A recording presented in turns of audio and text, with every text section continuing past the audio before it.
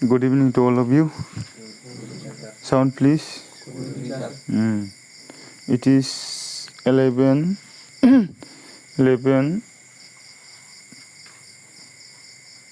p.m. right now.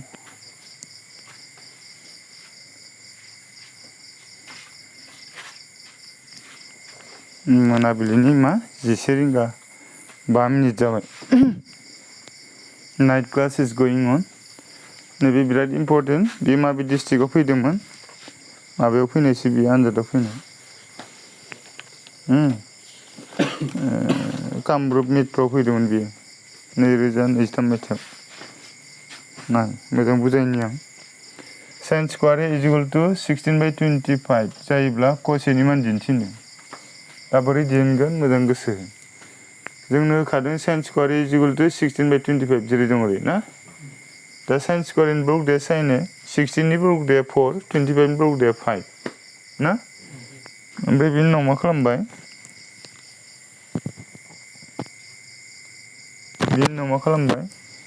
जोंथ' formula मथे मा मिथिगौ? sin a माने मा? sin a माने p/h. ओंखायनो sin a नि जायगायाव p/h माने पारपेन्डिकुलार बाय हाइपोटेनास माने थोंगोरथि बाय लावाखान्थि. दे थोंगोरथिखौ लावाखान्थि रानबानो मा sin मोनो आरो. दा नैबे सावगारियाव नैबे ए खनाखौ बुंनाय जादों sin. 4/5 फैफिनलायबाय. sin a नि जायगायाव p/h बोरै जाखो बेखौ दिन्थिनो थाखाय नैबे लिरना होदों. जिहेतु sin a equal two p/h ना. 8 जों 4 जों जायगा सोलायनो हायो. दे बे जाबाय रुजुथायनि मोनसे धोरोम. 8 खौ 4 आव 4 खौ 8 आव लाबोबाय आरो. लाबोआखै होनबा p p थाहैबाय. 4 आ 8 आव फैबाय. 8 आ 4 आव थांबाय हनै. इज इक्वल टु x हमबाय. अब्ला मा जाहैबाय? p आबाय थाबाय 4 जों x होनोबा 4x, 8 आबाय थालायबाय 5 जों x होनोबा 5x. दा जिहेतु नैबे मा खनाथि आखान्थिथामनि बेलायावसो नैबे कुइसना जायो नालाय 3 खनासुआ. होमबा बे खना मोनथामनि बबेबा मोनसे खनाया खनाथि जाथारनांगोन. होमबाथ' नैबेनो खनाथि जाहैगोन ना. बे खनाथिब्ला होमबाथ' जों पाइथागरासनि फर्मुला बाहायनो हायो. पाइथागरास सानखान्थिगिरिया बुंलांनाय मथेब्ला मा होनदों? गोलावसिननि बर्गआ गुसुं मोननैनि बर्गनि दाजाबजों समान. गोलावसिना मा? AC. गुसुं मोननाया BC आरो मा? AB. ओंखायनो मा? जिहेतु AC स्क्वायर इज इक्वल टु BC स्क्वायर प्लास AB स्क्वायर. इमप्लाइस AC नि माना मा? AC माने मा? लावाखान्थियाथ' 5x ना. ओंखायनो 5x स्क्वायर. नैबेबो होजायो आरो 4x माने AC. H माने पारपेन्डिकुलार माने ए खनानि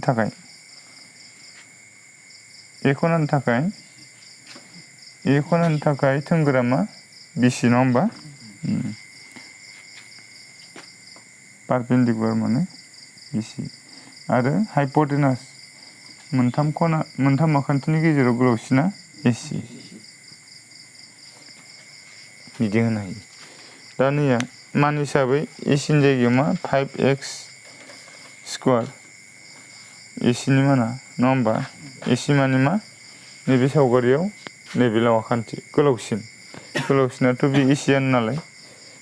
ओंखायनो मा जाहैबाय? AC नि जायगायाव 5x स्क्वायर इज इक्वल टु BC. BC नि माना बेसे दं? 4x नङा होमबा?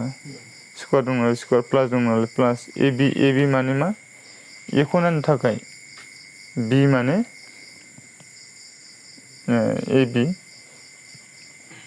AB आ मा? हासा ए खनानि थाखाय. आरो ए खनानि थाखाय थोंगोरा नैबे बे खनानि उल्था मोखां आखान्थियानो. ओमफ्राय बे खनानि नांजाबना थानाय आखान्थियानो जाहैबाय मा? हासा माने बेस. बेखौ बिजों फोरमायबाय आरो. 5x होल स्क्वायर माने 5 खेम सानजाबा 25 x खेम सानजाबा x स्क्वायर समाना समान 4x होल स्क्वायर माने 4 खेम सानजाबा 16 x खेम सानजाबा x square plus b square. दाना मा 25x स्क्वायर लिरफिनबाय. 16x स्क्वायरखौ राइट साइडनिफ्राय लेफ्ट साइडथिं लाबोबाय. होमबाना मा जायो? प्लासआ minus is equal to b square. ओमफ्राय इमप्लाइस 25x स्क्वायर ओमफ्राय 16x स्क्वायर दानखौबा मा? 9x square. ओमफ्राय b स्क्वायर फैलायबाय. दानिया मा बर्ग जादिनोसै? 9 नि बर्गदैया 3, x स्क्वायर बर्गदैया x, b स्क्वायर बर्गदैया b. 3xनि गेजेराव दङ से सेजों बि सानजाबा बि बिनि गेजेराव दङ से सेजों 3x सानजाबा 3x बिनि मानाबो ओंखारबाय दा बि माने बेस बेसे 3x दा जोंखौ दिन्थिनो होनाया cos A दिन्थिदों जिहेतु cos A is equal to जों मिथिगौ cos A is equal to मा बेस बाय हाइपोटेनास माने हासा बाय लहाखान्थि हासाया मा दं बेसा बेसा गैयाबाबो जों दिनै लाबाय ट्राइसेक्स ना ओइसासो दंखायो हाइपोटेनास 5x ट्राइसेक्सजों 5x जों मा जाहैबाय x दानजानानै 3/5 थाहैबाय आरो माने मा cos A नि माना मा 3/5 ना ओंखारहैबाय आरो